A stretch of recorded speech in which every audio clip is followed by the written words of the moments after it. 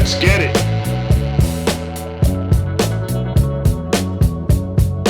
One of the biggest disconnects for me watching Sister Wives, especially in regard to the season 18 trailer, when it comes to Robyn and her character and how she presents herself, is the unrealistic expectation that she has that somehow people will all of a sudden start to feel sorry for her.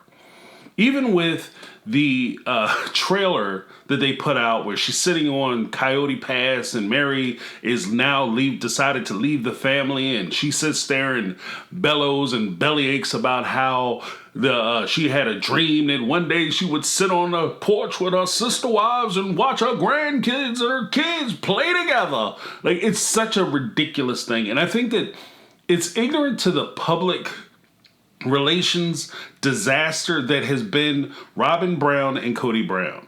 I've watched so far up to season 10, I believe I'm on now, season after season, where the TLC and the production staff of TLC have consistently tried to rehabilitate Kody's character and Robyn's character over and over again. They've even gone as far as to try to push out a couple episodes where Christine and or Janelle, two of the most popular characters on the show, they tried to cast them as negative or the villainous reasons as to why these relationships aren't working. Now, as usual, I'm going to get into part of the karmatic reason as to why I sit here and watch the trailer and watch her bellyache and cry about what she does, and I feel a sense of not pity, not sorrow, but a sense of gratitude and a sense of, this is what you asked for, isn't it? And you're getting exactly what you asked for. This is what you worked so hard to get. And now you're crying about it? You've destroyed people's lives. And now you're upset with what you've reaped. You sown the seeds, now you gotta reap it. Reap it, Robyn, reap it.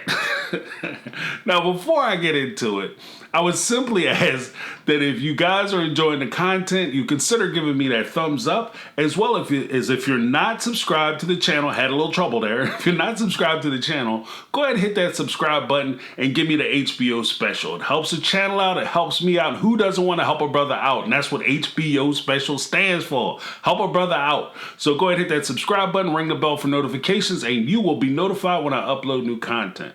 Now, when I watch the Sister Wives trailer, again, I point out the explosive revelation from Robyn. I noticed that I had seen this before. Now, let's take a look at Robyn's expression of sorrow now that her sister wife is leaving and the betrayal she feels. I wanted to sit on a porch with my sister wives, with our kids and our grandkids. Oh, she got the vapors, y'all. She can't take it. Oh, Robyn's going crazy on the thing. We should feel sorry for her because the sister wives have betrayed her and abandoned her, and she's done everything she could to be a nice person. That's not true. But what's worse is, this is a storyline that was pushed out in another TLC show called Seeking Sister Wives with a family, Garrick and Danielle Merrifield. And Garrick and Danielle had been courting a young lady in Brazil named Roberta or Bert. Bert was in the process of trying to come to America because, of course, the husband convinced, much like Kody to marry, Garrick had convinced his wife Danielle, legal wife Danielle, to divorce him, give him everything, and he was going to bring up Bert under the K-1 visa. And while they were waiting for that, Garrick decides that he's going to continue trying to add to his family, so behind Bert's back, he went out and started going out on dates with Danielle to women who were in the States.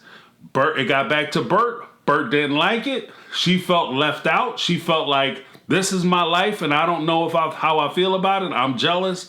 This isn't going to work for me. And she decided to bow out. And this is Danielle's response. Note the similarities between the two women and what they're saying.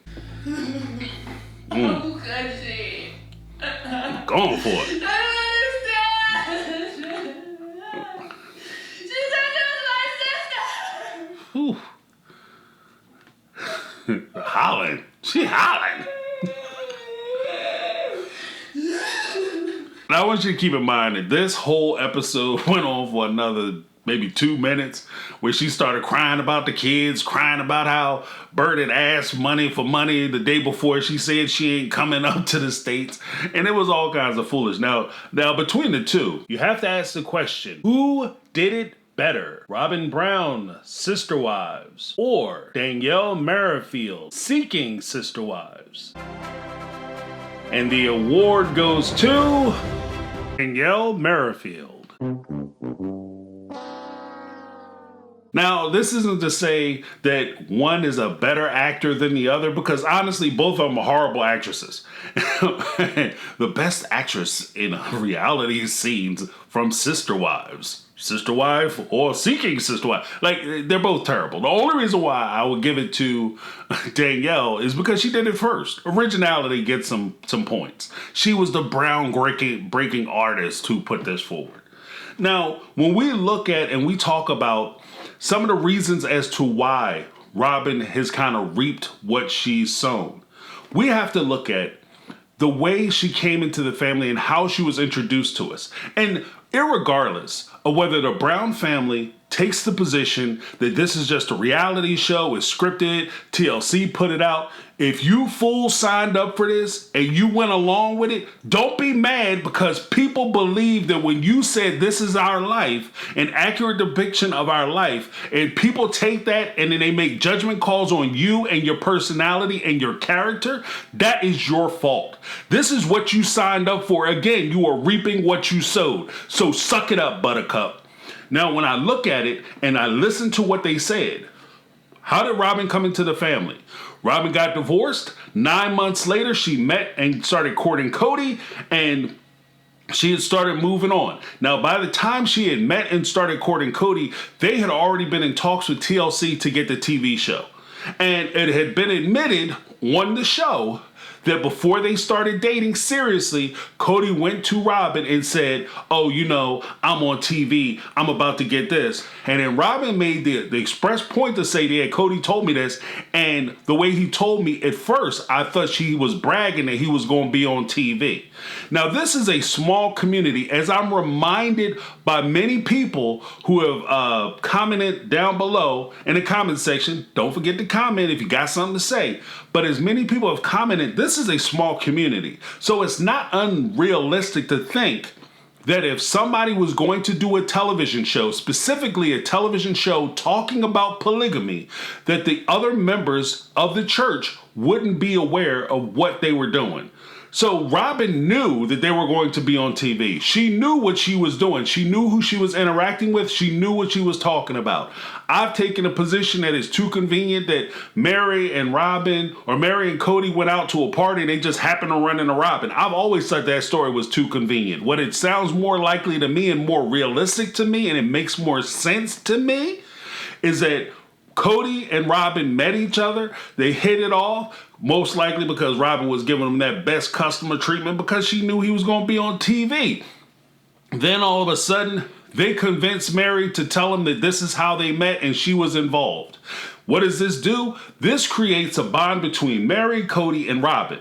Now, the question is whether the other wives were in on it or not. Now, because we can't prove that either way, we're just going to go ahead and go with what we know from the show. From the show, it looked like Robyn came into the family.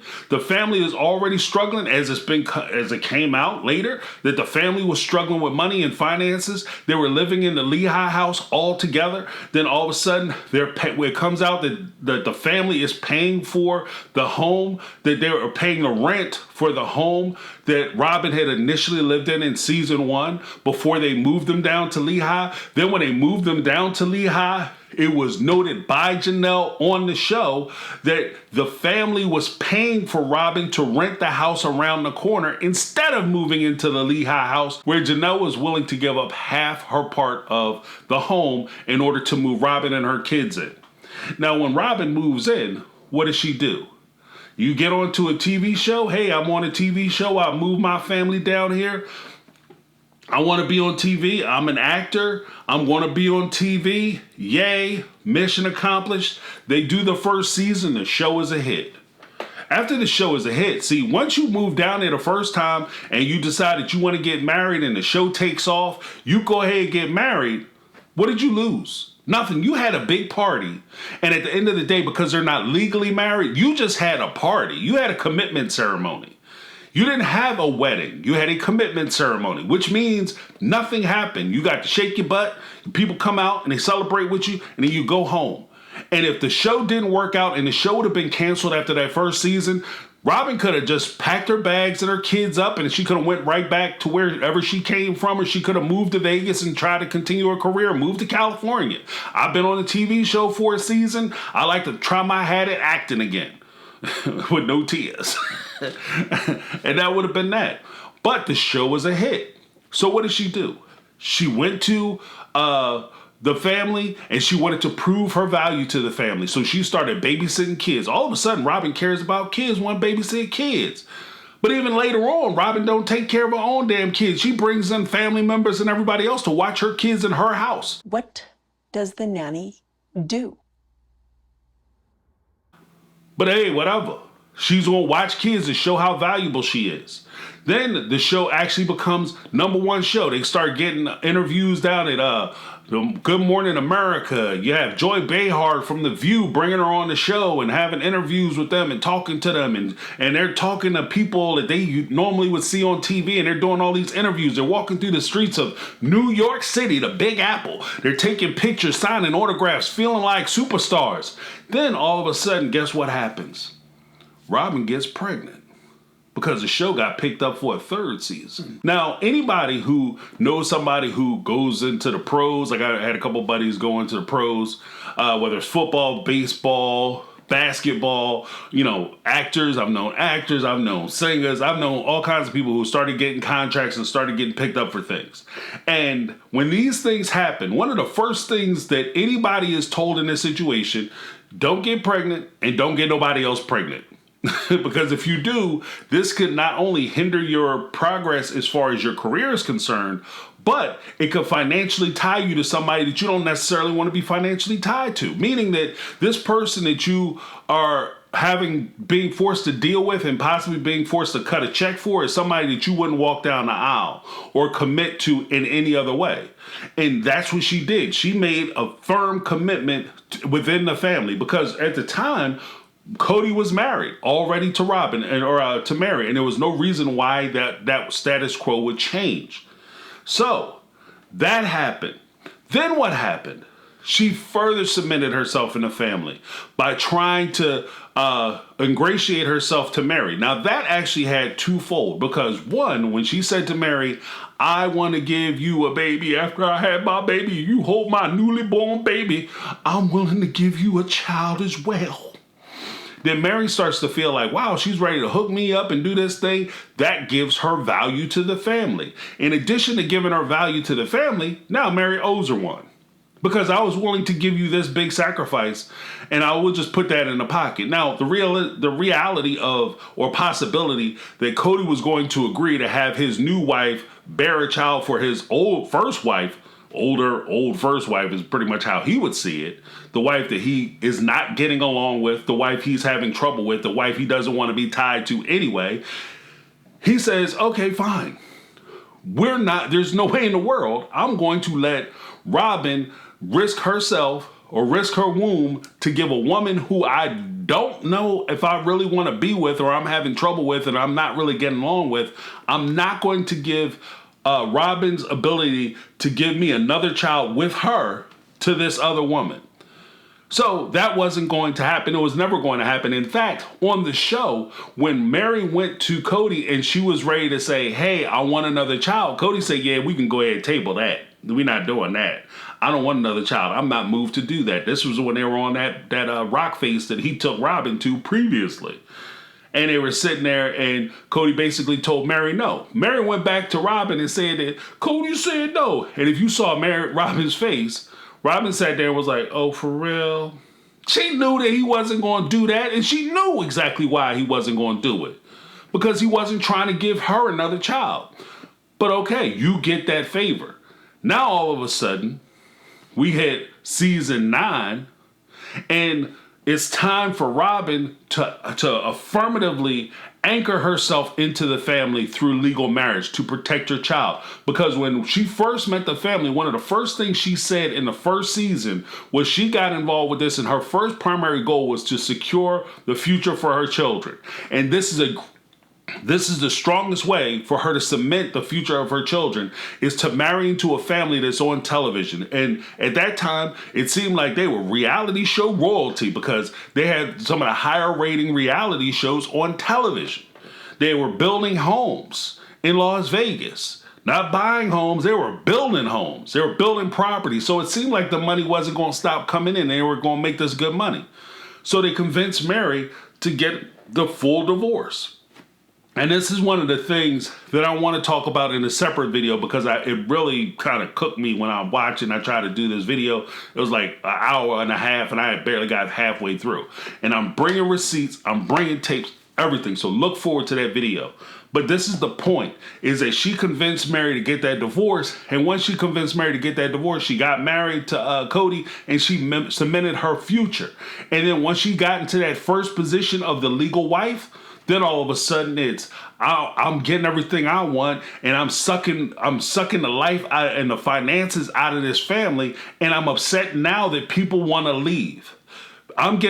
She's getting love bombed. She's getting all the attention she wants. Her kids are getting all the attention that they want, and she's getting all the money and the finances and the nice things that she wants, while these other women are struggling financially. And she doesn't understand why they don't want to continue to struggle. You reap what you sowed. And that's what I want to put forward in this video. So look forward to my next video. I want to talk specifically about the reasons why they got married, Cody and Robyn, and the reason why Mary was asked to get that divorce, the reason why they got married, and why it was foolish. That whole adoption fiasco, I want to have a real conversation about it and give a man's perspective on this position. So look for that next video. That's my take. I'm James. This has been My Take on Reality, and I'm out. 'Cause I've been living life right like I